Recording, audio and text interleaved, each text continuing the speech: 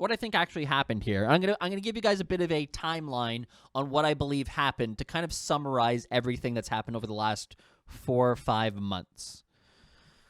And again, this is not necessarily the truth, because I don't know for sure, but from bits of information that I've got, from staff that I've spoken with, the timeline of things that we've seen happen publicly, here's what I gather. Back in June, when the first round of copyright complaints went out, they recognized that Sony was going to come after everybody. And so I think, and again, this is me just theorizing on a timeline, I think they spoke directly with Sony's or the RIAA's lawyers and said, hey, look, give us a few months to figure out some solutions here. Don't take anybody down. Let's put a pause on the DMCAs. And they probably sent those kind of messages to everybody else saying, hey, look, we understand you guys want yours. We understand that you're upset that people are streaming music. We understand that it came up during a congressional testimony. So give us some time. A few months, 5 months. We'll figure it out. They reluctantly agree. They go, okay, all right, we'll hold off, but you have to have solutions in place, because at that point, there's no more leeway here. It's time for us to take back, to stop people from stealing our content. So they go, okay, guys, we have to come up with an idea here. They come up with a soundtrack. They come up with other ideas to recommend things. They say, okay, we have to also give people the ability to delete everything.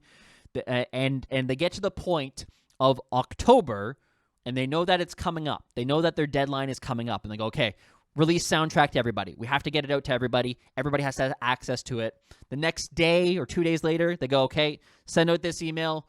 And then they go, okay, and now send this thing out, letting people know that they did get a DMCA over the last number of months. The reason why we're not telling you what content, is because it's been grandfathered in.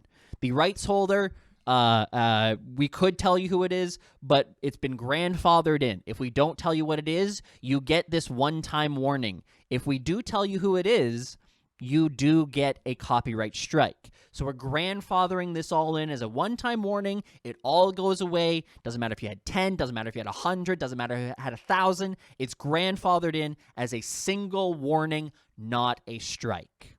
And then, because of that, we do know that on October 23rd, Friday, DMCA notifications will go back to normal processing.